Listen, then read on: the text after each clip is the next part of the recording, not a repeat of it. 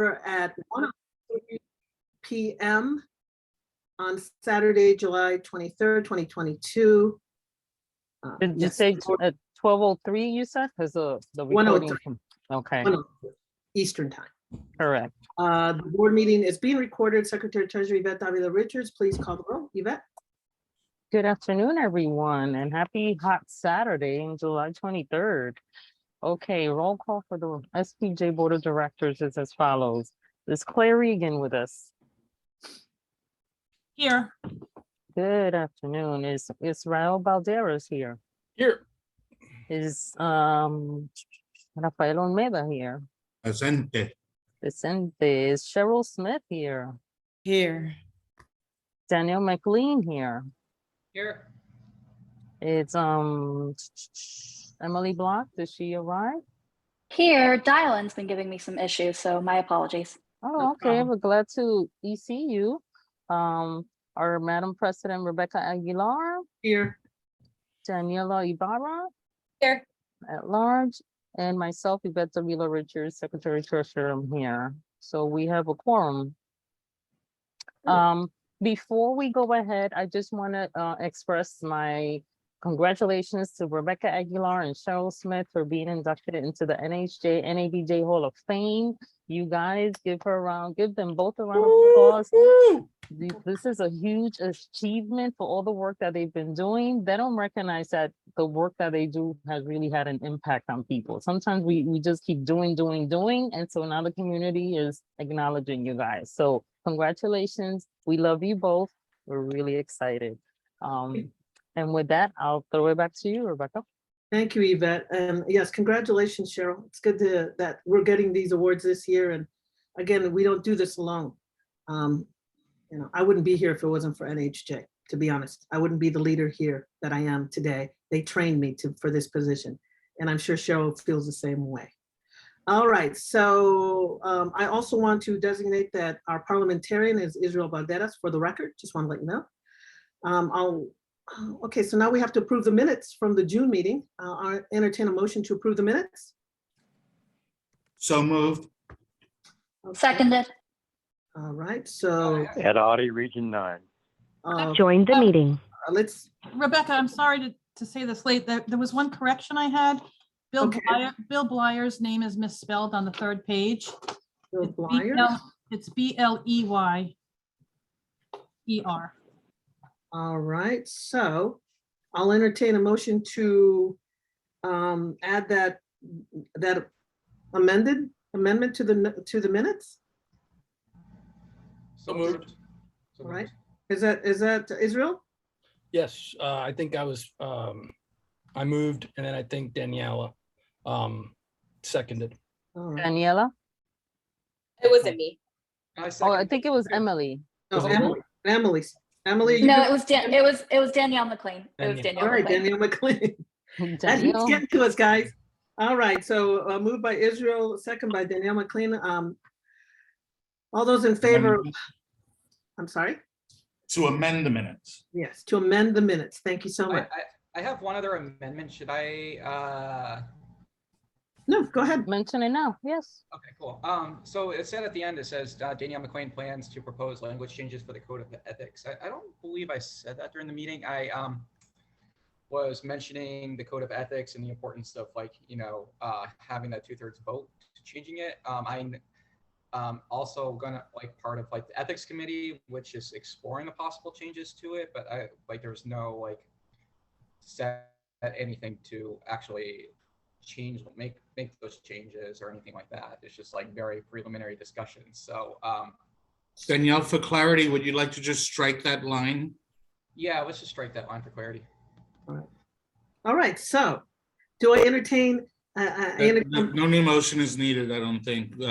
Israel, please tell me if I'm mistaken. That's correct, because she's just, sorry, they just are wanting to strike from the record. No, we're amending them. We're amending the minutes. We haven't voted yet to That's approve right. the minutes as amended. So Correct, All right, we're so still in the middle of that vote. So any other amendments, this is the time to bring them up. correct. any other amendments, people? Thank you for those corrections, board members. All right, I'll take them. This is, now we vote on the amendment, on the. All right. So how many in favor, say aye? Aye. Any oppositions or Aye. abstentions?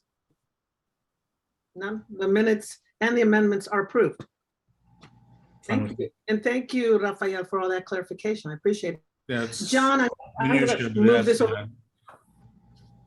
I'm gonna move this over to John Schutz, our Executive Director. He has some introductions for us today. Please go forward. All right, thank you. Hey, we have added a few new staff members to our team and invited them to join us today. Two of the three staff members were not able to join us today because of previous family commitments. One would be Lindry Roberts, who is our new staff accountant. He's been with us now for about 2 months and is doing an outstanding job. And we also have added recently Abby Likens, who is our staff now graphic designer. And she's been on the job for maybe only 2 or 3 weeks. So she's the newest team member, but hit the ground running. She's redesigning our next edition of Quill and the Mediafest 22 program book. And so she's been super busy right from the get-go and doing a great job. Lindry lives here in the Indianapolis area and works from the office many of the days. And Abby lives in Norfolk, Virginia, and works remotely from there. But we did have one staff member who's new to our team who was able to join us today. So I would like to introduce to you our new administrative assistant, Beverly Gatch. Beverly is, in her role, is a part-time role, but it's a very critical role. She helps process a lot of the administrative tasks for the organization, which includes memberships, financial accounting, and receipts of checks and so on and so forth. But Beverly, if you wouldn't mind, I'd like you to go ahead and introduce yourself to the group a little bit with just a couple minutes of your background. Good morning. It is great to see you all this morning. I am originally from Indiana and moved back to Indiana from Atlanta, Georgia a few years ago, about 5 years ago. So good to be back and seeing snow and that type of thing that I missed in Georgia. No, I didn't really miss it at all. I'm just teasing. But this is a great organization. I've just been here a few weeks, but everybody is so welcoming, and it's just, I'm very passionate about it and very excited to be here. And we're excited to have her for sure. So what this really means is at this stage, we are a full team. So we went through almost the entire first half of the year with, not being full, and we're finally back to that, which is great. And we might add an intern or two as the need arises, but Join the meeting. It has been an outstanding thing to have a full group. So Beverly, thank you for being here. You don't need to stick around unless you really want to, but we really appreciate you introducing yourself. Well, John, thank you so much for working with the changes. I can't imagine, being in charge and then you have to change people and people are moving on, but that is life, of course. And definitely, Beverly, I think she moved on, but I wanted to welcome her to our organization. All right, we're going to move into the president's report. First of all, I want to congratulate all the Sigma Delta Chi Award winners.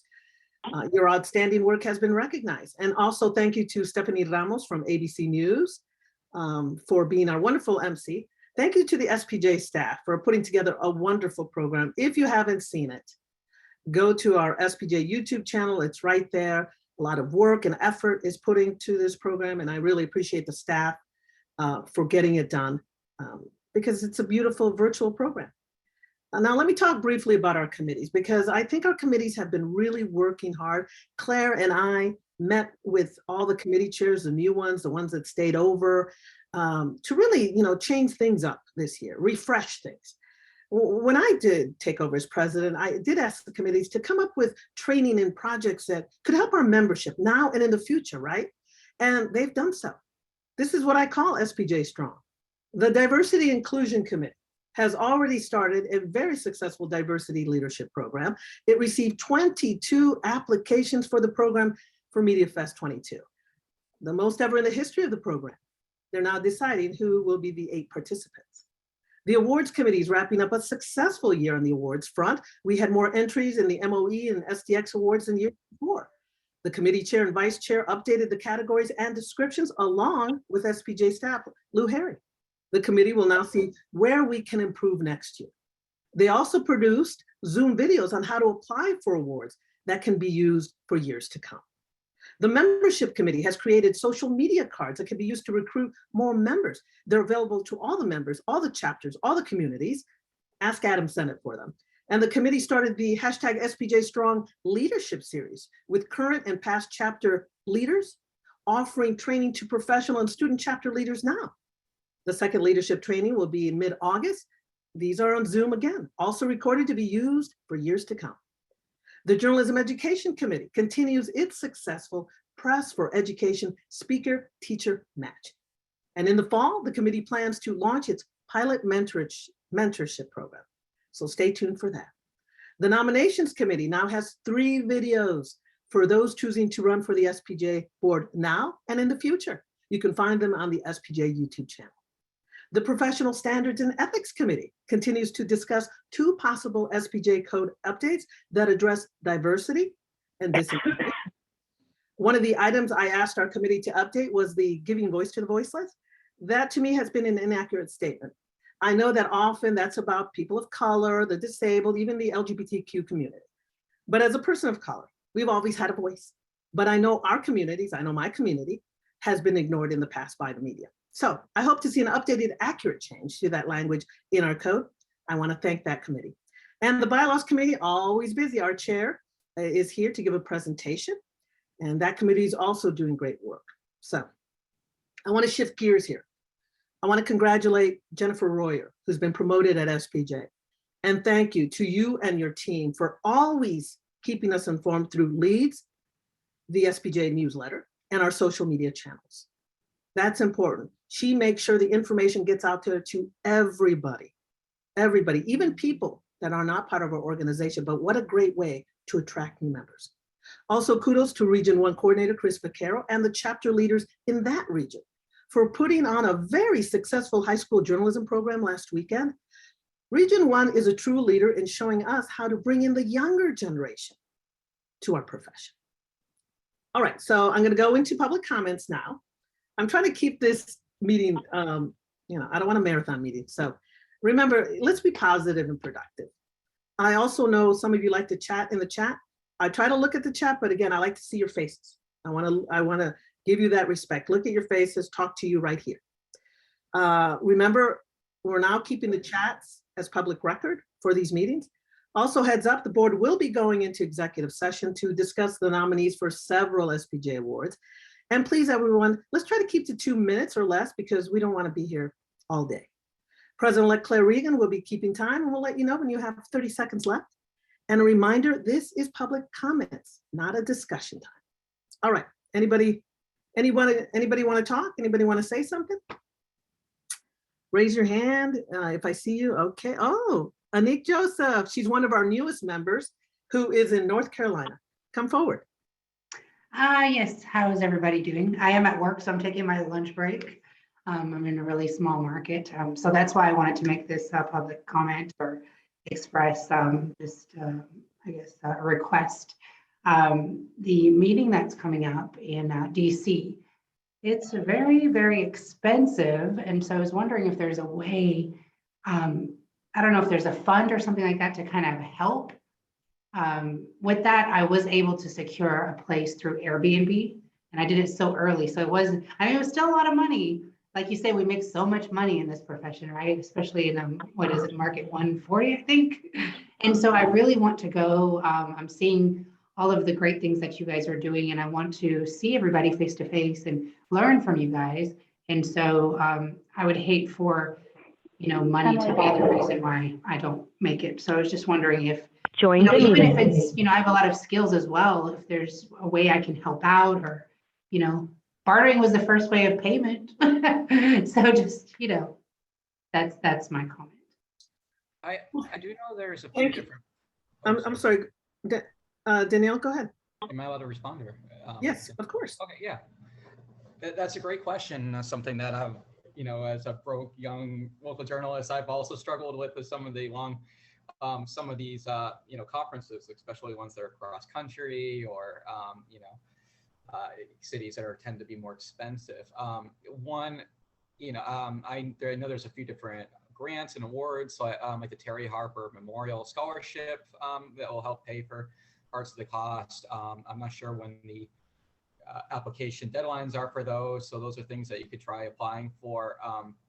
I know that there is some resources like on the website where you can go and find different SPJ members to share a room with. That's also very helpful in terms of cutting costs. I've utilized that in the past, and I believe I can't remember what other resources there are, but I know there are like ways where you can help try to mitigate some of the costs. I'm going to jump in here real quick. Danielle, if you have some links to that, please provide them in the chat. Another thing too, real quick, this is a dilemma. I know it is.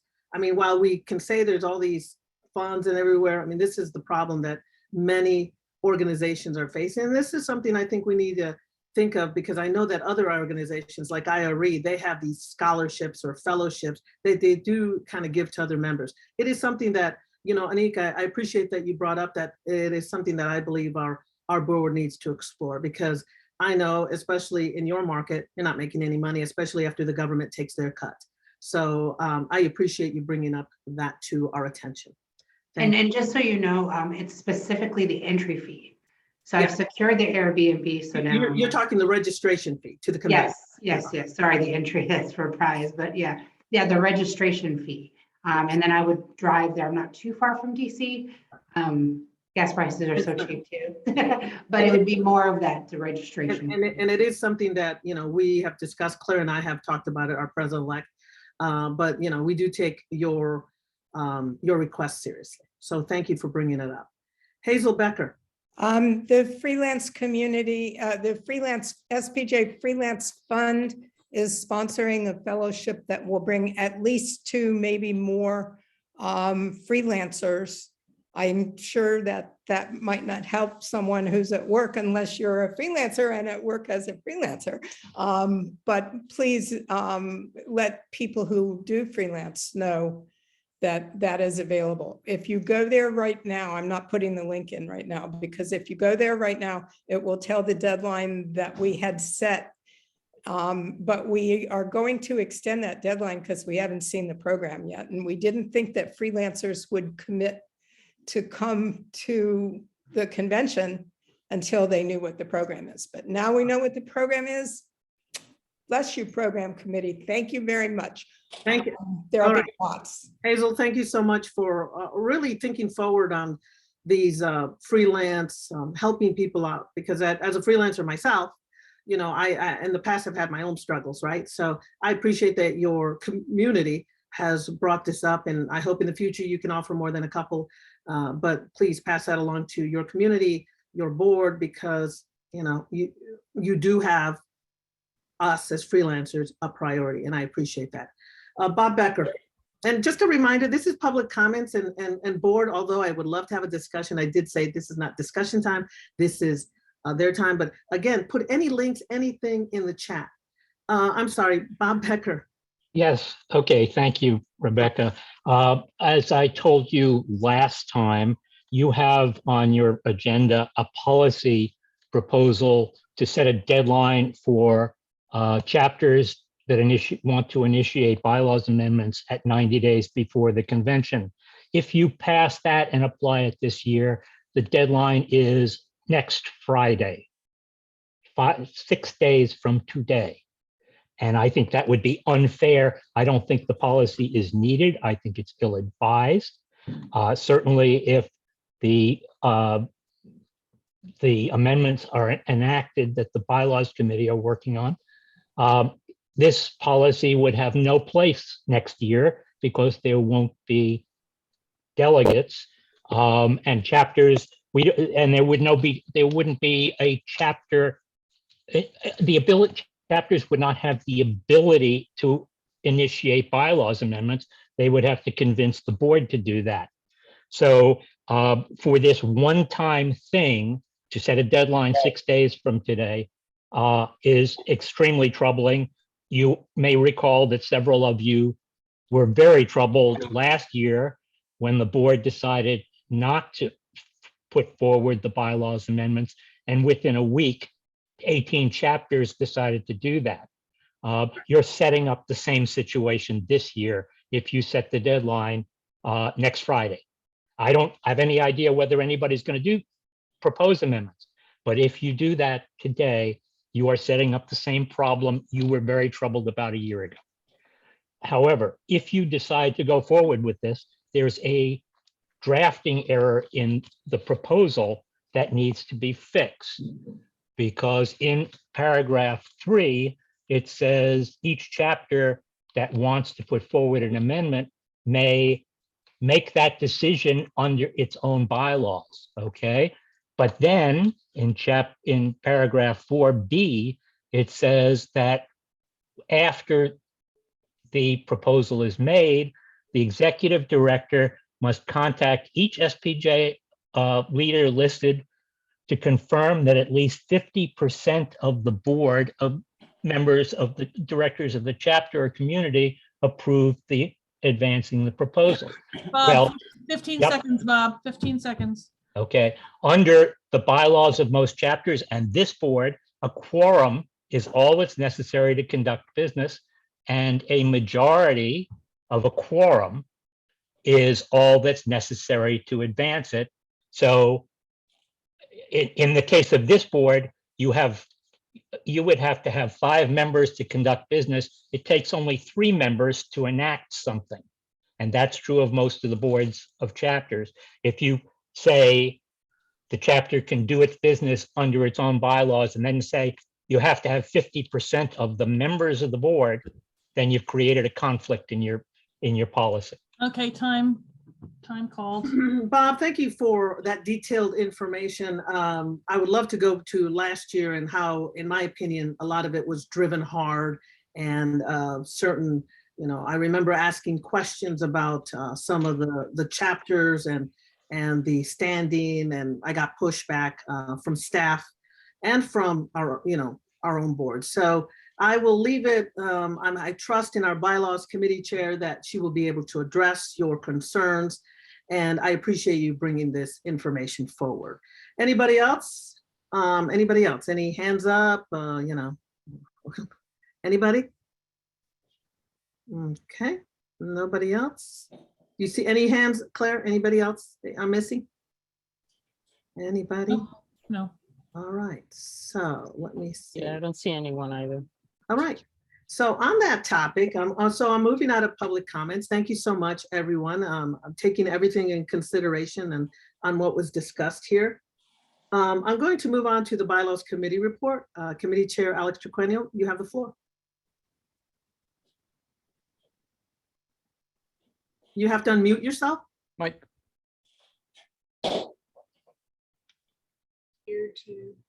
Am I unmuted now? You're unmuted.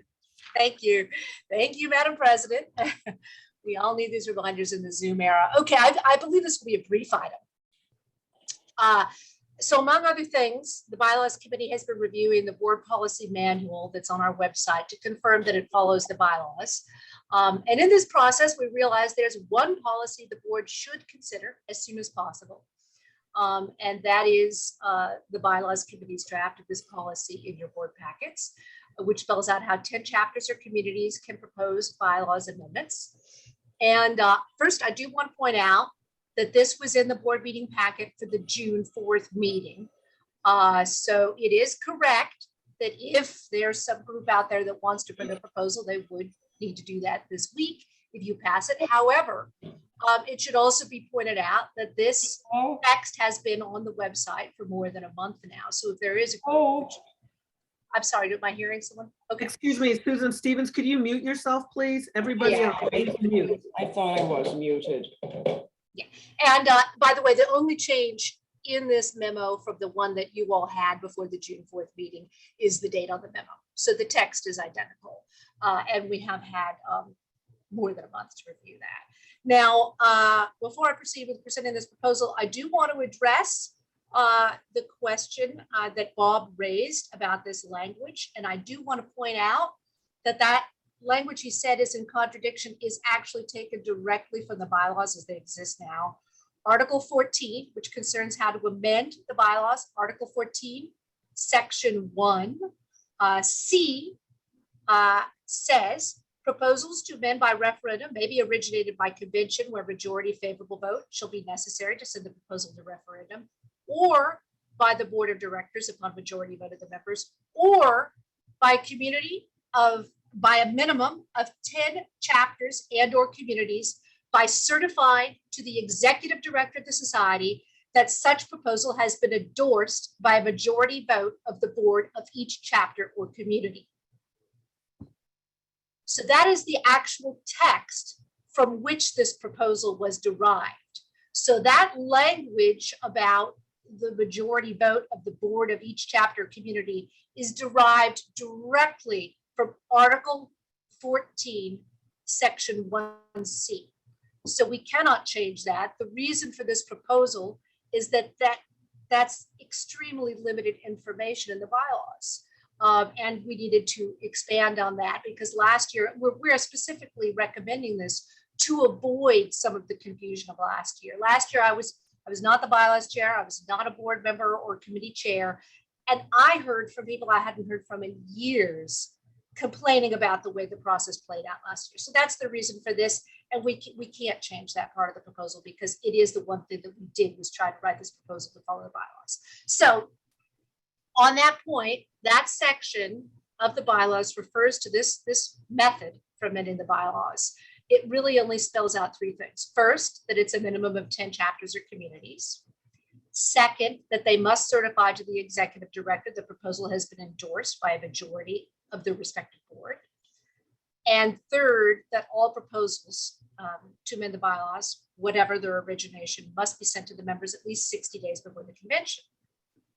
But it doesn't detail how the verification should work. For example, how the executive director should verify that a majority of each board of each chapter community has recommended this. And it also doesn't give a deadline, but typically when we require something of the staff, for example, a verification process, we give a deadline so they're allowed to do their work. And that's not surprising because the bylaws are a governing document that sets out broad principles for how the society should operate, but they don't usually go into those details because policies and procedures are more flexible. The bylaws can only be amended once a year through an involved process, whereas the board can vote to revise policies at any public board meeting. So some of you may be wondering, as Bob raised, why do this now if the delegates might change the amendment process entirely in October? And first of all, we don't know what the delegates are going to do. But in that case, the board will need to revise many policies and procedures. This would be a very easy one. If they eliminate this method for bringing bylaws proposals, that they would just eliminate the policy. Other policies will likely need to be rewritten. But in the meantime, before this year's convention, we need policies that conform to the bylaws as they're currently written. So moving on to, and I just want to give a few highlights of this before, and then if you have questions before you vote, you can answer them. First of all, we on the Bylaws Committee focused on balancing the rights and responsibilities of all of the stakeholders. We spelled out what the chapter and community leaders would need to do. And we gave them this deadline of 30 days before the deadline to send it to members so the staff would be able to do their verification process. Incidentally, I ran that deadline by our executive director and he said 30 days would be fine, but anything shorter than 30 days might not be enough for them to actually complete their work. Remember that period before the convention is the busiest time of year for the staff. We're also protecting the interests actually of the leaders submitting the proposal, because if it turns out that one of the chapters or communities isn't in good standing, that would bring the total below 10. This could give them time to correct that and bring the chapter back into good standing. And this policy also protects members from putting time into reading proposals that ultimately might not be considered if there are not 10 chapters in good standing supporting them. The other thing you'll notice is that we don't want to hold up the notification to members. We never want to do that. So once the executive director has verified with at least 10 SPJ leaders, the staff should start preparing the notification. There may be more signatories, and if further chapters support the proposal, they can be added to the list. And the last thing I should mention is that the bylaws committee unanimously recommended that the board approve this policy before your last meeting in June. All right, Alex, thank you very much. I think it's very detailed and I appreciate the just how to improve the whole process. Board, any questions for Alex? I got one. I've been a federal, state, and local reporter, federal policy reporter for about a decade now. So I'm used to reading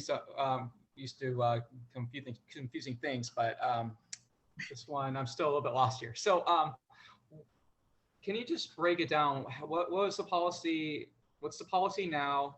What happened last year that made it difficult? And then like, what is this trying to fix and resolve those issues from last year? Well, the first question is very easy to answer. There really is no written policy for how this should be done now. And what we're doing is we're actually reviewing the online SPJ board policy manual to make sure that it does conform with the bylaws. And it's worth noting that this manual isn't very old. We actually created it during my term as president. One of the first things I did, I think in my first month, is I appointed a task force to do this, because until then, one thing that I found incredibly frustrating as a board member is there was no central place to find the policies. They had been voted on over many, many years, and we were just expected to go back through the minutes and find the policy if we had a question about a policy. So I put in a task force led by the then Secretary Treasurer. They rounded up, they did a lot of work with the staff, rounding up policies that have been passed over the years, and created this and put it in a prominent place on our website. But this year, since I've taken on the role of the bylaws chair, I wanted to go back and look at that, because that was one of my main goals as president, was just to make it easier to run the board. And we found a few things where policies are either mentioned in the bylaws specifically or implied where there was no policy in the policy manual. So the brief answer to that part of your question is there is no written policy in the policy manual now. This would be voting to create one. Ordinarily, when we create obligations on the staff to do some kind of a verification process, we need to give them time, whether it's 2 weeks, a month, whatever. And I've always in the past talked with the staff about what was reasonable. So this would just give them time to do it. So what happened last year is in the last, I want to say 2 or 3 days before the 60-day deadline to send it to members, a group of chapter leaders was encouraged to send bylaws proposals. Now that was a bit different in that they were actually voting to send bylaws proposals that the board had voted against or had rejected sending. So what happened is that many chapters were contacted who had no idea what these proposals even were, because they don't come to these monthly board meetings. And they were being asked to make up their minds within like a 2 to 3 day period when they probably didn't have a board meeting scheduled that weekend. And it was just, there was a lot of confusion. They did actually approve sending some things to the meeting, but it was just a very confusing process. So this would just create a more orderly process where if chapter and community leaders want to bring a proposal, they have a deadline, they're organized, they can bring it. And as far as this year is concerned, we were told at the last meeting that this hardly ever happens. It's only happened like twice in memory, I think. That's going from memory. But the proposal, that verbatim, has been out there since the beginning of June. So it's not as if it comes to us as a surprise. If anyone did want to bring a proposal this year and wanted to finish it up this week, they still could. Did that answer all your questions, Danielle? Because I think you had 2 or 3 questions in there. Yeah, and so pretty much the deadline now would be end of next week. That's yeah. But again, they've known about this potential deadline because the text of this has been out there since. It's been out there. Yeah, it's been on the website since the last meeting. So that argument can be made, but it's been there. We just know that last time it didn't pass because it was there was not a deadline met. But the paperwork, you've had it, by the way, Danielle McLean. Yeah. So just want to let you know. as board members, we've had the information. And Madam President, can I also add to the discussion? Sure.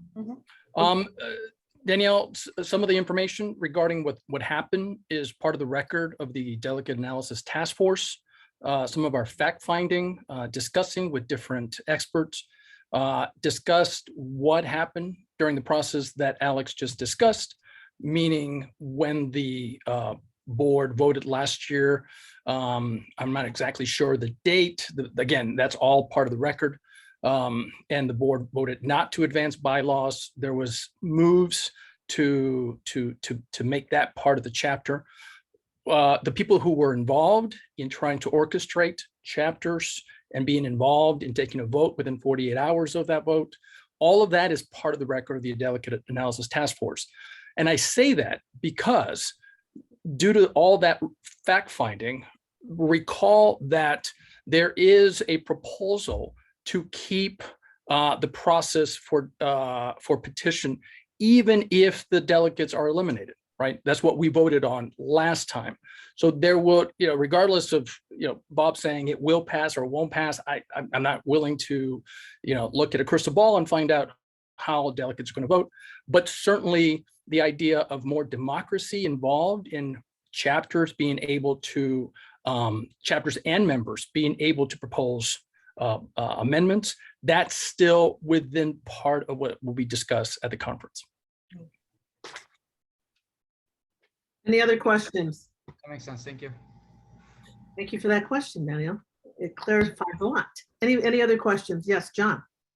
I just wanted to weigh in a bit on quickly that when Alex shared this proposal with me and asked if 90 days would be proper or what, I agreed with that at the time because I felt like what was being asked of the executive director to do to verify was a little bit more, and I might have just misinterpreted this and I'll own that, but it was more arduous than. Oh, you froze. I think he just froze. Yeah.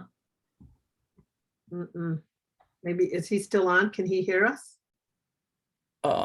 Saying, meaning that I think that I felt and get confirmation back. John, back up a little bit. You froze for a few seconds. Can you start? Okay. Can you start from the beginning? You froze right almost at the beginning. So can you start it over again? All right. Good now though? Yeah. Yes. Okay. So when Alex sent this proposal to me just for, to check in with me that if I felt the 90 days was appropriate, I thought so in the view that I felt like what was going to be required of the executive director was a little more arduous than what ended up being in the proposal. I might have misheard that and I apologize for that, but I thought it was going to be requiring me to get minutes from all the chapters. So I thought that would take almost a month to do. I don't think what's in the proposal now would take 30 extra days to do. So if the board does feel like 90 days is not necessarily, I feel staff could get this done in, even back to the 60-day standard that was before, or 75 days or something of that nature. So just putting that out there, that now that the proposal says that essentially I would just make a phone call or send an email and get verification that way, that's a 1 to 2 day process, not what I felt was going to be a much longer one. Thank you for that clarification. Alex. John, while you were frozen, I pulled up the email, which I think is fair to share. It was on May 16th, and I think I'd sent you a draft of this. And actually my question, because I always ask staff what would be acceptable, within reason for them to do. I don't want to put something on them that's unreasonable or where they might set them up for failure. And I specifically said, I've highlighted a place where I'm asking if 75 days would be sufficient, if you would need 90 days. And that was my question. And then this was back on May 16th. So it may have changed since then.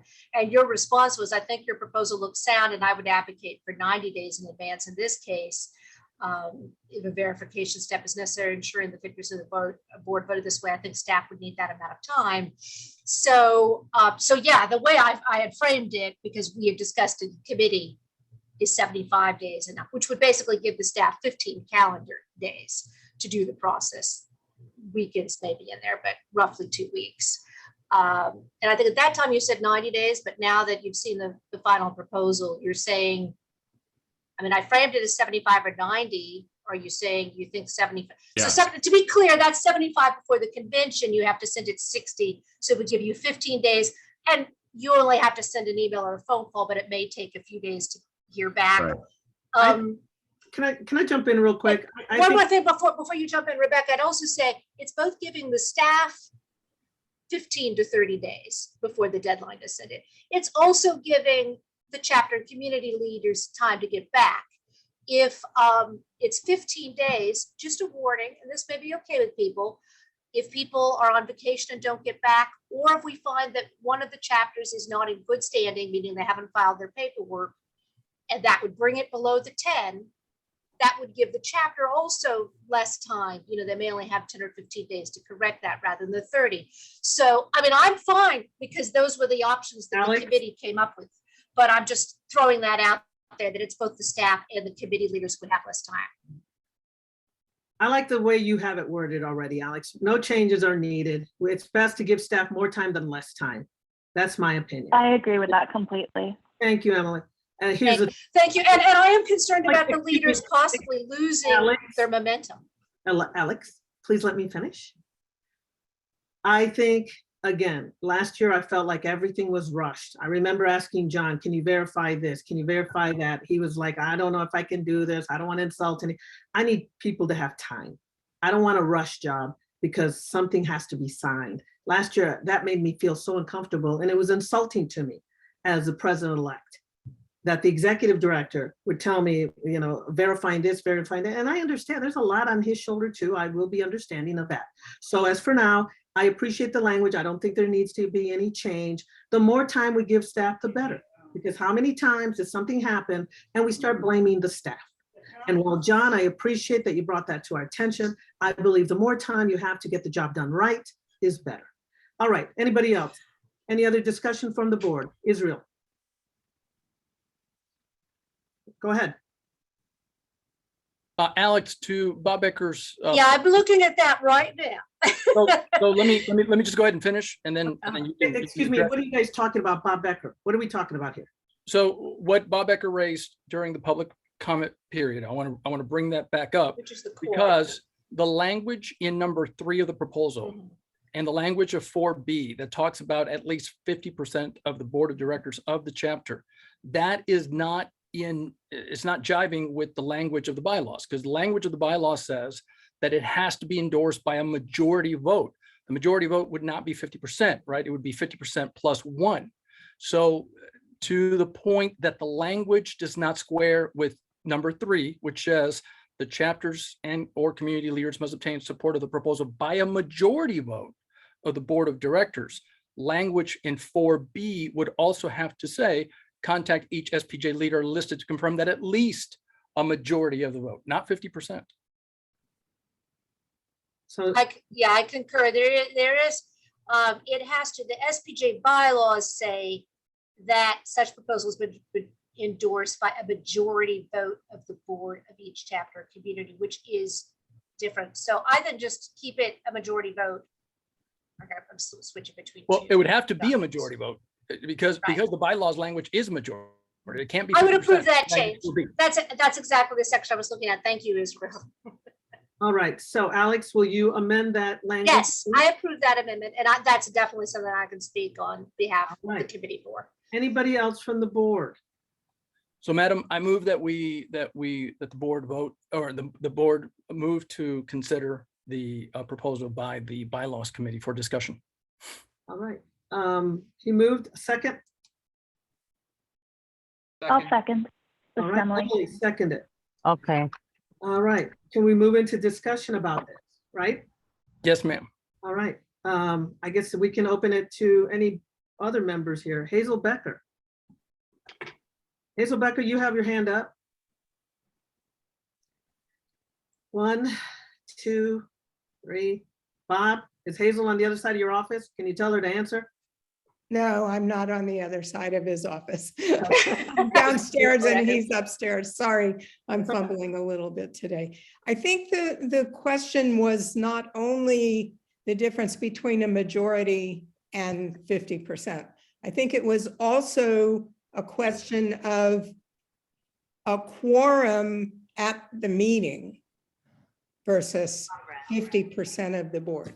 So if your board has 17 members, most don't, but some do, then a quorum and only 10 members are at the meeting, then a quorum at the meeting, if the quorum at the meeting is set in that chapter's bylaws or community's bylaws as a majority of those attending the meeting, then that's what should be used, not 50% or a majority of the total members of the board. And that's what I thought was wasn't really jiving together. So sorry, I'm medicated and a little weird today. No apologies needed. Alex, you want to address that? You got to unmute yourself. Okay, yeah, I'm not certain I followed that. I mean, Okay. no, I mean, All right. I- This I'm is sorry, also, for I don't you see board that. members, you know, I know you have been reading a lot of things. I know you've had some of these documents. Again, you know, in the future, or, you know, and especially on any other member that has a concern, put it in writing. So this way here, we already see it, we hear it, we have it. Again, documentation is always good for us board members. And I will say this, Alex, thank you for trying to explain such a complicated issue for us to absorb, not only in writing, but here at this board meeting. You know, I can't imagine what the other members who are here, who are first-time visitors, are going, what is all this? So anyway, any other discussion on this? So I guess I can entertain a motion to approve the amendments with the new language set forth by the Bylaws Committee? That's correct. If discussion is over, then you move to ask the question on the floor. Is there a motion to vote on the proposals? Is there a motion to approve the proposals? I make a motion, Claire. Claire I Regan? second it. I'm sorry. Let me speak up here. I'm a little confused on what we're voting on. Israel made a motion, if I recall correctly, and it's already been seconded. So what are we voting? What is the current motion that's being made? No, Sorry, he's right. Sorry, my bad. You're correct, Rafael. So since we already are on the motion, We were then in discussion on a motion. that's correct. So Madam President, you moved, since it's been seconded, let's take a roll call since the discussion is over. That's right. Thank you. Appreciate that. Sorry about that. A little slow today. no, Rafael, it's okay. You know, that's why we're here. And you guys know all this stuff. All right, so the motions, I mean, it has been put on the floor. We can take a vote now, correct? Correct. All right. All those in favor, should we go by one? What do you think? Or can we just do it all together? What are your thoughts? I could take a quick roll call. Wait, If that suffices. quick point of clarification. Did we need to amend? John needs a clarification in the chat. Who moved and seconded the motion? That would have been the original. I moved, John, and seconded was Emily, I Emily. believe. Sorry, John. Emily. Yeah, it was Emily. And what did you need clarification on, Danielle McLean? Israel, did you made an amendment to it to correct some of the language, correct? Right. Do we need to, well, it's her language. So she said, yeah, that's fine, right? So we're voting on the proposal with the change in the language. Oh, I And see. change in the language is in 4B instead of 50%. It's just at majority of the board. If I could just say it was a friendly amendment and I approved it, so I don't believe you need to.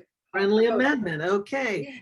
And I've approved, I've agreed. And I just want to tell Rafael Olmedo, the only reason I restated it was because we did have this friendly amendment. That's the part that I missed. I don't know if you switched over. Yeah, so that's why I said with the friendly amendment, can someone have a motion? And that's why. But if you're saying that we're going with the first motion, I'm good with that. You know, For the record, friendly amendments are time savers. They're not really officially part of Robert's rules, but we would be mired in minutia if we didn't adopt them. Okay. Uh, No, and- I'm just repeating what our former president said, and that's all, you know. I don't like to get caught up in a bunch of language, but anyway. All right, let's do a vote on this, on what Alex Traquino set forth on these amendments. Take a roll. call. Yvette, Okay, Claire Regan, how do you vote? Yes. Daniela Ibarra, how do you vote? Yes. Israel Balderas, how do you vote? Yes. Danielle McLean, how do you vote? Yes. Emily Block, how do you vote? Yes. Rafael Almeida, how do you vote? Yes. Cheryl Smith, how do you vote? Yes. Rebecca Aguilar, how do you vote? yes. And I, Yvette Davila Richards, vote yes. So we have a quorum.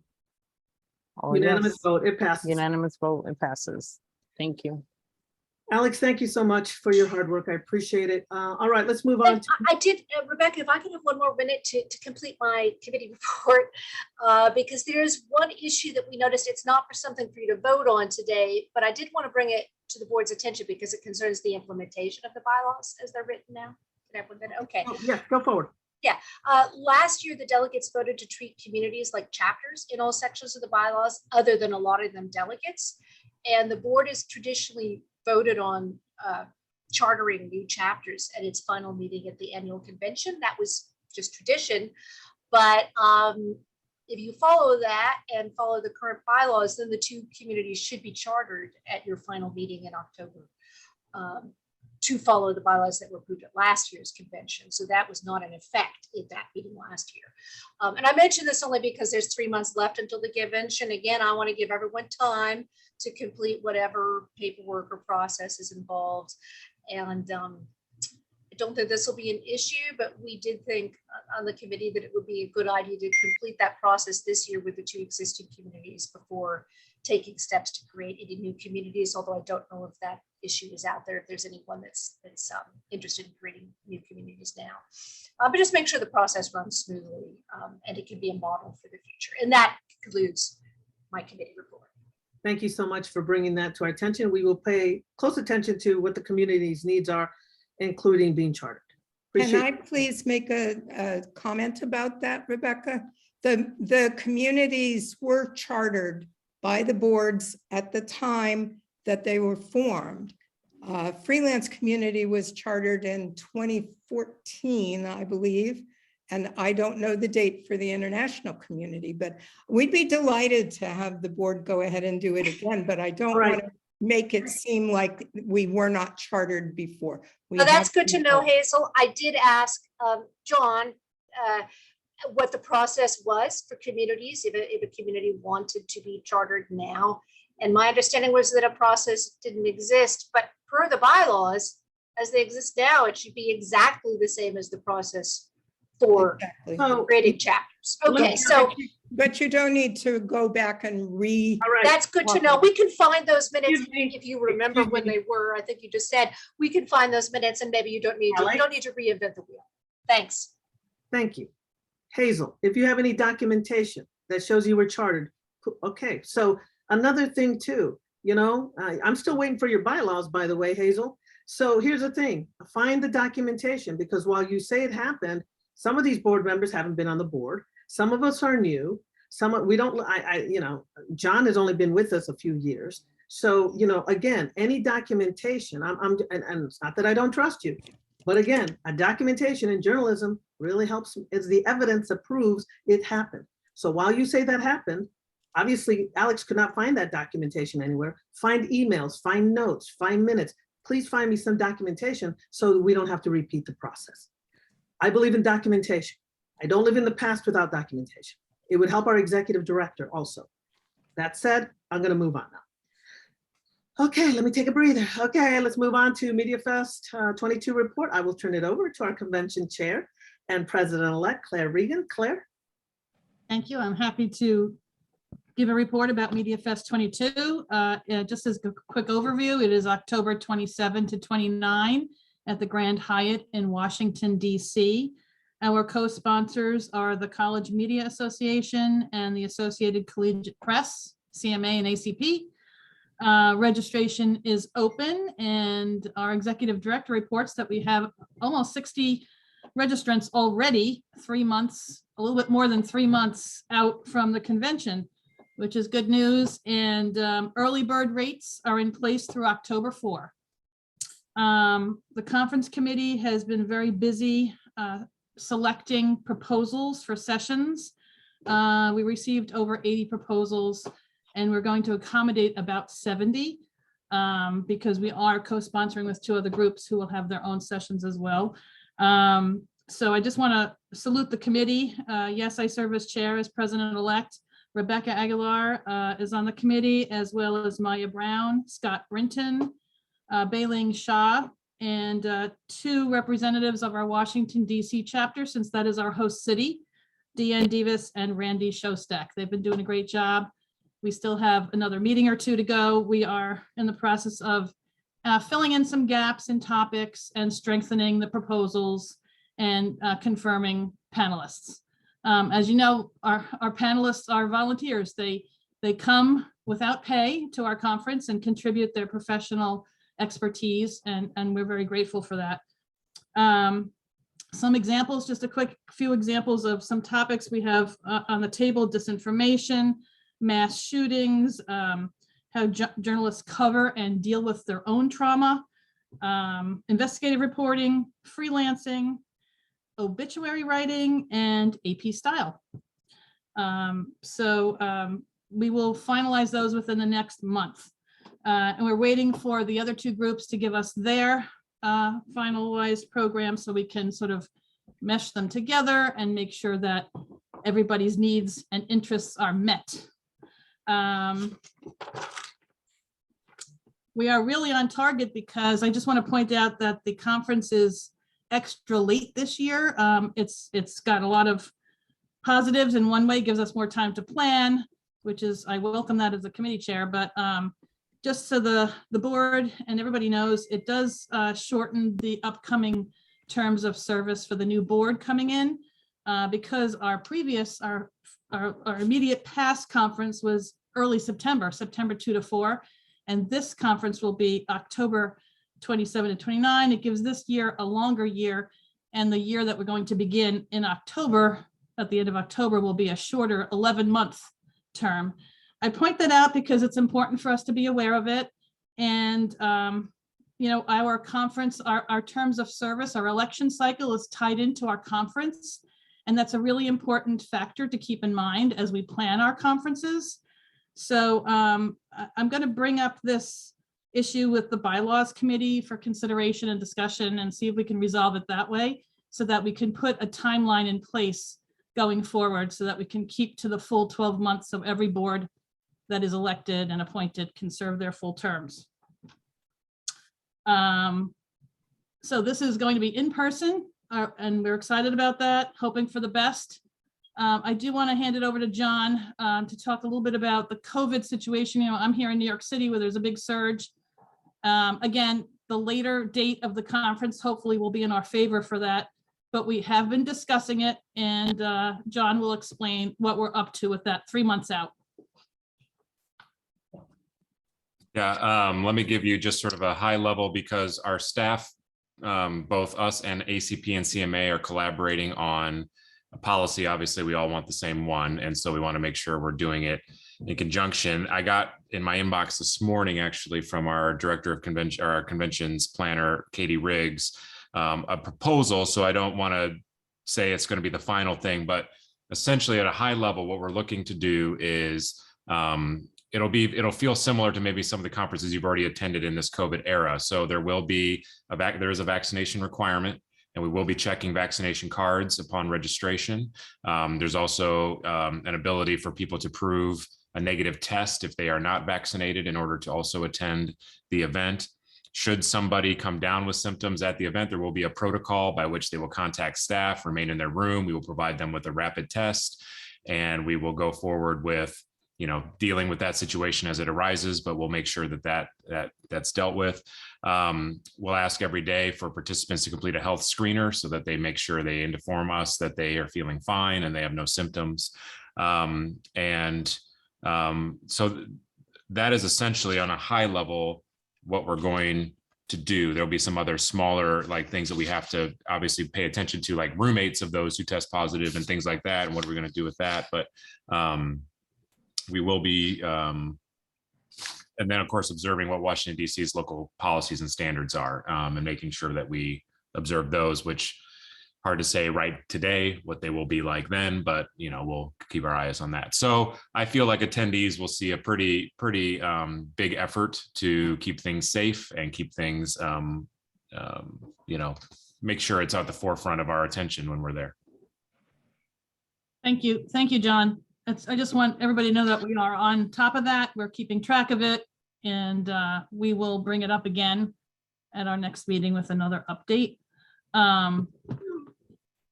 Does anybody have any questions about Mediafest 22? Can I jump in real quick, Claire? Oh, sure, go ahead. I really don't have a question. I wanted to say something to John. Thank you so much. I appreciate that. I just got back from IRE where, you know, during IRE, there were some people, the investigative reporters and editors convention in Denver.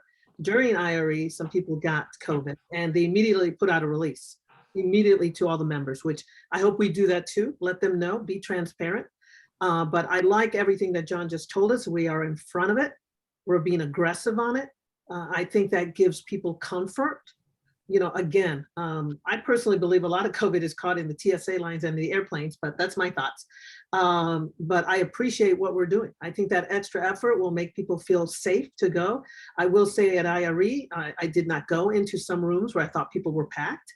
I hung around the same people. I think it was just Daniela Ibarra and 2 other people, just to keep it limited. And, you know, I was in a big banquet and the ceilings were super high and there were people in big tables, but we weren't like on top of each other, so it was good. Gracias a Dios, I never got COVID, hope I never do.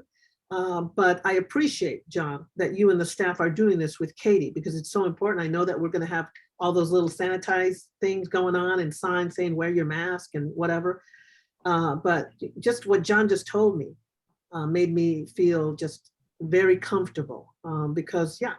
I mean, just to build on that, Rebecca, John and the staff have decided that at the president's dinner, there will be tables of 8 instead of 10, just to create some more spacing, some social distancing. So that's all good measures.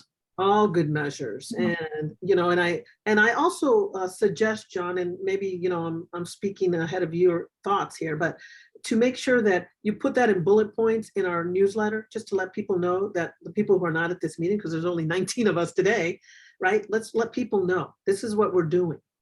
I like that you're going to have tests that we can test that day. All that adds to adding trust, transparency to our convention.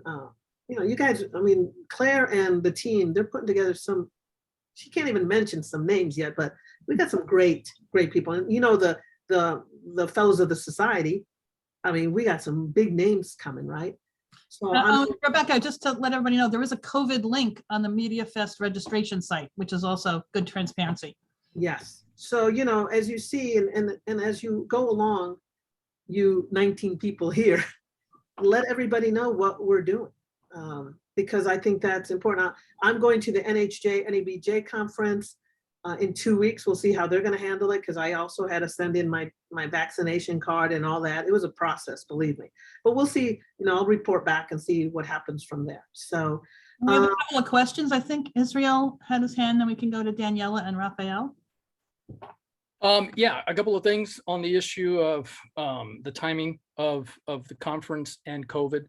I think it's fair to say, if you look at the data and you look at the numbers, the way it happened last year, October, not only will we be dealing with COVID, we'll be dealing with cold and flu season. I'm going to be attending AJMC in about a week and a half.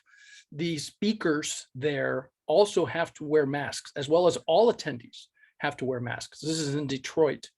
And then certainly looking at the numbers right now, and if you look at the reporting, it's the trend is going up, not down. And that, again, it depends on the area of the country. And then the other thing to, you know, keep in mind that this conference is now going to involve not only adults, but college students, right? So there is the issue of COVID among college campuses. Traveling on Tuesday getting on Wednesday. If you look at 48 hours, where if people are traveling and they get sick, that would impact the Friday and the Saturday schedule. Certainly, I think, John, I like the fact that if we're going to have these SPJ Foundation board meetings, the donor receptions, and the summit and awards program on Friday, I would say on Friday is when we have to be the most vigilant, because that will be the day that if people do get sick during traveling, we got a 48-hour incubation period. The other thing too, that I would at least highly, highly recommend, because I think you've already set up some good protocols there, but I think we need to also think about the possibility of case tracking, right? And being able to not only say you are sick, but who did you come in contact with? And there's lots of apps that also track who did you come in contact with within the last 48 hours. And I'm wondering that not just requiring vaccines, not only requiring the masks, but requiring that all attendees be using these apps that allow tracking. That may be just another step in us trying to say we want to be safe for all our members and ACP CMA. Thanks. Let me jump in. I think that's a good suggestion. What I want to avoid, what I want to do is make sure people feel safe. And again, I think a lot of it, as you say, you people are going to be wearing masks in Detroit. When I was at Irene, Denver, we left it. They left it. I'm sorry, that's not we. They left it up to the presenters. If they want, some of them were presenting with masks, others not. And it really will depend on DC. If DC says you all have to be wearing masks inside this convention, we're just going to have to do it, right?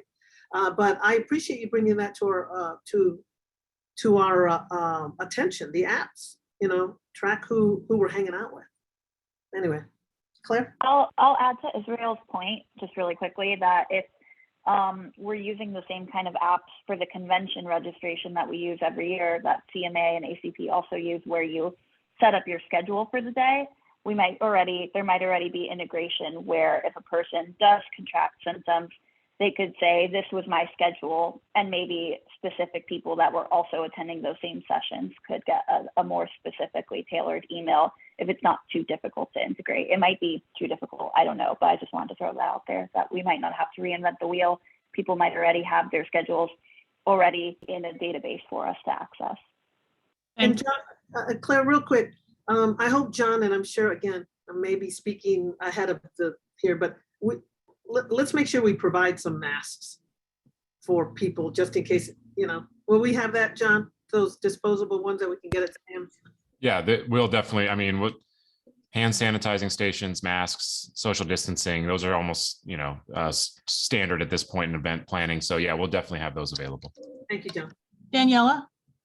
Yes, I have two separate comments. One's on the COVID one, just kind of clarification. So is there a reason that we're letting people test negative? Like, is it like, if someone refuses the vaccine and they get tested, like if it's negative, we automatically let them in? Because for IRE, we had to, say that we were vaccinated, and if not, it was like a case-by-case basis. So are we not doing that? Let me look at that more closely in the policy. I don't know if I think we were doing it so that we could allow people who are unvaccinated to attend the event. Okay. And then my second one is on panelists. Claire mentioned it earlier that, we have our panelists coming in for, we're not paying them, but one of the things that we are doing is, doing the 1 day of registration if they, just show up for that 1 day. But I know I'm scheduling a lot of, I have 2 sessions, and I know for one of them, I've had 2 people already ask me, well, if I'm coming to DC, I'm not just going to come for that 1 day. I want to come for the whole conference. And I know for NHJ, if you are a speaker for one session, they'll discount your registration because you did speak that 1 day. And I think it's if you do more, I think they comp it completely. Is there an update to if we're planning on doing that, or is it just? Let me jump in real quick here. That's a discussion we had with John. We like the proposal you had in the email. I don't know if he responded to you. We like that, that they will, the rest of the days have a discounted registration. Of course, we make money from our registrations. That's important. We are going to give them that 1 day, that they are there. But we hope for, if they decide, because I know that, some people come and then they go back home. If they decide to stay, they will have a discounted registration. We took into consideration your proposal in the email. So just want to let you know about that. And thanks for your research on that, Daniela, because Yeah. you looked at the other organizations for us. That was really helpful. Thank you. Okay, anything else? And we'll go on to Raphael. No, I'm done. I don't know if John gets notified when somebody registers. I just did. And so now what did you say, 60? We're at 61 now. So thank you. Yeah, a little bell rings behind me, Raphael. So I was muted, so you couldn't hear it, but thanks. 61, everybody. Yay! Also, I was curious though, when I did that, there's nothing directing me to which hotel it is, where we're all staying, what the various hotel options are. Is there anything we can do? I mean, and maybe I just missed it. Is there anything we can do to know which hotel should we be looking at? Which one is our convention hotel, and what are the alternatives to the I believe convention? there's a separate link for hotel. Don? Yeah, you should get an email confirmation at Raphael with all that information. So let me know if you don't get that. And then the hotel information is also on the Mediafest website as well. We did build in a lot of those notifications. So let me know if you still have trouble seeing that after you've registered. Okay, thank you. all right, real quick, Claire, I just want to bring something up to the board and to the few members that are here. You know, as you all know, we all get a stipend. I get $10,000. I think President-elect maybe $5,000, $4,000, $1,500 for the at-larges. This is just the voting 9. I think I've estimated in the past 2 years, we have pretty much, and this is SPJ money, by the way, it's not my money or anybody else's money, SPJ money, about $50,000 that has gone just back into or has stayed in our bank account at SPJ. I've only spent $2,000 of the $10,000 this year in my ambassador position going to different events. And only 2, to be honest. One was for training in Indianapolis. And so I bring this up because it's about $50,000 that I'm glad that, you know, I know the pandemic has kept us from traveling. Some of you have full-time jobs. You can't go here and there and everywhere, different reasons. And so that's why this year, you know, when I learned from Claire Regan that as the incoming president, she would have to pay for her President Gala Award ticket, I was shocked. And I was shocked that I had to pay for mine. I mean, as you all know, I work 24/7 now on SPJ. Yes, I chose to have this position and I'm honored to represent close to 6,000 members. There's a lot on my plate. You guys don't even know of other things that are on my plate. And so this year I thought, since we have saved $50,000, about that much, maybe a few $1,000s less, that I thought that it would be, you know, while Claire and I could be getting a comp ticket to go to our banquet, I thought it's important as the at-larges that you get the same benefits, because I know that it has been a hard 2 years. I know that often I have asked you for emergency meetings and you don't hesitate, sometimes at 10 o'clock at night, sometimes at 6 in the morning. And so I just wanted to let you know that I had asked John to, you know, again, it's not my money, but I get $10,000 to use some of my money that is given to me graciously from the membership for your tickets. I don't think I can do that because apparently there's some kind of language, but I just wanted to be upfront that you will be going to our banquet without having to pay for it, because I think that all of you, and I'm sure the membership would agree, and again, you've seen what I've been doing, and you've seen that we have saved close to $50,000. And again, it's not our money, it's SPJ's. So I wanted to be transparent and truthful about this. Right, it doesn't mean it's going to happen next year, doesn't mean it's going to happen the year before. This has been a different 2 years, almost 3 years, right? No conventions, nothing. And so I just wanted to be transparent about that decision. So anything else?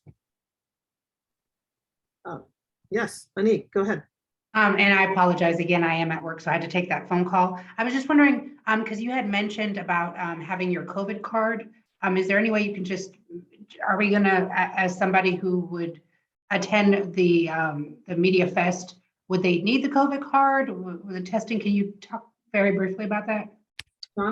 We don't have that, certainly, we don't have that specifically set in stone, like how you can present your vaccination status, whether, I assume it'll be a combination of things, a card, I think some conferences, a photo of the card suffices, or there are apps that you can upload information into. So stay tuned on that. But we want to make it as easy to the registrants as possible. And also we have 1,500 people coming to this thing. We can't have, a process that takes a long time to do either. But we want to be careful and, of course, diligent about it. And where would I get that information? Because you said it is coming. Just Yeah, keep so once checking it's in, or- available, all registrants will get that information, and it'll also be posted on the Mediafest22.org website. So that's where we'll put it out, and we'll also likely put it into leads. I mean, it'll use our usual, which is our weekly newsletter that goes out on Wednesdays. So it'll use our normal channels will indicate that. Thank you. And Anik, thank you for joining our organization this year. We appreciate it. Well, I was last year too, just so you know, since it's almost a year. Okay. Oh, well, thank you. Rafael, do you have another question? Yes or no? Nope, that's it. Rafael. Thank you. You're welcome. Rafael, no? All right, take down your hand. Israel, do you have another question? I do. One more question on the issue of sort of the language that we're going to use, John, that people are taking their own risks. They understand that. Are we making it clear? Have we spoken to our general counsel as to what's the language that other conventions are using, so that it's buyer beware, right? That we're not going to take any legal liability for people who come here, because there are those people that we are going to be in control of, right? The SPJ student newsrooms. And I want to make sure that in no way, shape, or form will people say, well, you made it not as healthy as, as it could be. But I want to make sure that somewhere on the website, there's that language. I know I saw the language for AHMC that says, listen, you're taking your own risks. Yeah, when good question. When participants register, it's part of the registration process to initial a waiver requirement that was vetted with our legal counsel to make sure it's inclusive and has what's necessary legally speaking. Thank you. All right. Any more questions, people? It's 1:20. Where's okay. Claire, I'm going to throw it back to you. It's your Mediafest. Yeah, no, I think I'm pretty much finished. If I answered all the questions, I am. It's very promising to see 60 or 61 now registrants at this early date, and because we're all eager to be in person, but of course we're very cautious. I am super cautious myself, so believe me, that is a focus, and we will keep it in mind, and we'll keep you updated. All right. Thank you. Thank you, Claire. Thank you to the committee for doing the hard work. John, again, thank you so much for, you put me at ease, and I know you put everybody at ease on this whole COVID thing. I'll be honest, it felt good being at a convention in Denver. It really did. It was like a prom, right? That's how it feels, like a prom. Do you remember your prom? But anyway, all right. Thank you, Claire, again. All right, let's stay on the topic of the convention. I'm going to turn it over to John again. He's going to talk about the convention delegate process. Delegate process. Go ahead, John. This will be quick. I just wanted to give a high level overview for the board, which I could have put it into an email probably, but I think it makes sense to share that and this isn't any different than years past, although we are, with staff turnover, we've had to sort of rediscover the ways of which we go about this. But so there's stages by which delegates are selected for convention. And so those stages are being met one at a time. First is the annual report process that we ask chapters to submit to ensure that they are in good standing and they do exist, and they report to us of their activities and so on and so forth. So that process is almost wrapped up. We're putting one final call out to those we haven't received them from yet, just to make sure we're not waiting on those. At that point, we take we run a report in our system that shows how many members each of our chapters has. And so those chapters who are in good standing, who have submitted the annual reports and are active and in good standing, will take that number of members they have and each assign them the number of delegates they will then have for the convention. If you remember, you get one delegate for every 50 members you have. So if you have 150 members, obviously you get 3 delegates. If you have 159, you get 4. So that's how that works. We did reach out to chapters to make sure they were prepared for that they were getting their members back on board, things like that, in case there wasn't that, and they weren't. And we did run a report, so we're using that report. Now, in years past, that results in some chapters coming back at us and saying, hey, we think we have a discrepancy in numbers, and then we work that out at that point. We are also at the same time inviting people to serve as regional delegates. That was in Leeds this week. We've already gotten some submitted in, but that'll be continually announced. Regional delegates are people who represent the region and they are unaffiliated with any chapter. So to be a regional delegate, you can't be a member of a chapter. You have to live in the region that you're representing. And we also run that to say one regional delegate for every 50 unaffiliated members in that region. So we'll continue to recruit those and we'll have those individuals identified. The deadline we put on that was August 12th, and that's what we'll have for the chapter delegates as well, for the chapters to identify who their delegates are, as well as their alternates. And by that point, we should have the people we know to serve, and then we'll start the training process for those delegates, including the delegate handbook. We'll do delegate training sessions. We'll get them prepared for the business meeting. So just want to let you know that process is in works right now. And if you have any questions or things come about that you need clarification about, just to let me know. All right. Real quick, John, because this whole delegate system can be very confusing. So a regional delegate, right? Is that the same as the unassociated delegate or whatever it is? Yeah, essentially. Yeah, we call them regional delegates, right? Okay, so they're called regional delegates. So I've been given the wrong language. Okay, thank you so much. All right.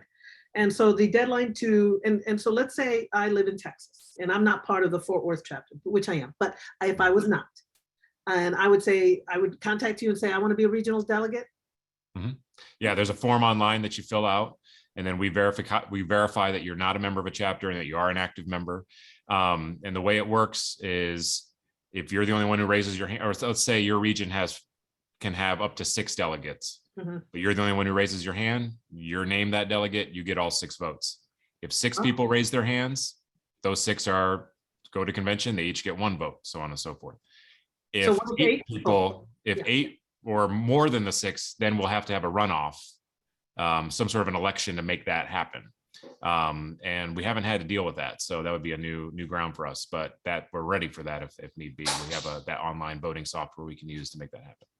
Okay, it sounds very complicated, but okay.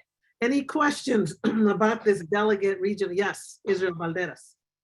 John, so I'm looking at the schedule. When would the delegates vote? What day is that? Would it be the closing business? There's 2, yeah. Yes, that's correct. There's 2 business sessions. There's an opening business session on the Thursday of convention, and then there's one in the closing, which is the Saturday of convention. The opening business session, typically, there's only formality votes such as adjournment and something else, but it's mostly an awards session. So that's where we give out chapter awards. And then there's reports and things like that. The actual voting of proposals, bylaws, and resolutions happens in the closing business meeting. All right, so I'm again, I'm trying to play it out and adopt game theory to this. So let's say that on Saturday, that's when we're going to have the optimum number of people who are going to have COVID, if they're going to have COVID, right? Are we going to just do the meeting in person, or if we now have delegates and we have members of chapters who are sick and they cannot attend, are we going to make it possible that if they're in the hotel room or they couldn't come, that they will still be part of the meeting via Zoom? Oh, good point. The answer to that, based on conversations with Rebecca and Claire, were that it's an in-person delegate session. So they would have to have identified alternates, and those alternates will serve in their place. It's in the bylaws. Right, and so it's in the bylaws that it has to be in person. So what I want to make sure is that on that day, people who really want to be part of the voting, but they're sick, that there's going to be some kind of protocol that we're going to meet, so that if we're going to say you have to be in person, but we're also going to say you can't come because you're sick, how are we going to be able to square that up? Usually they let their alternates, because I remember being an alternate for Fort Worth. If somebody got sick, someone had to go home. So you put in the alternate. If they are not in the room, and there's it's been a while since we've been together in person, but it's a room that's stanchioned off with delegates enter in this point and others are not permitted in. If they're not in that room, then they are not present in person for delegates session. So they could be in the hotel, but they're not present for that. So if they're sick in their room, they really can't participate. Okay. That's why they'd have to have alternates. As it says in the bylaws, has to be on the floor. All right. But good question. You're right. It's a whole different time. Anything else? And by the way, I need to bring somebody up. Alex Triqueno, I need you to come up back on the floor. Here's the thing. remember that the bylaws committee is coming up with the language on the delegate, remember the delegate task force and, Yes. moving from a delegate system to a one member, one vote system. They're writing up the language. Board, we have to approve it. And, I've told most of you in emails, you seldom get emails from me. August 20th, that is when we're going to vote on this new language because they need to make it on time to make sure that, everything's timed. Everything is by a schedule. So August 20th, that's our meeting. That is something that now that we have Alex here, she can confirm that they will have the language and we have to approve it, vote it, discuss it on August 20th.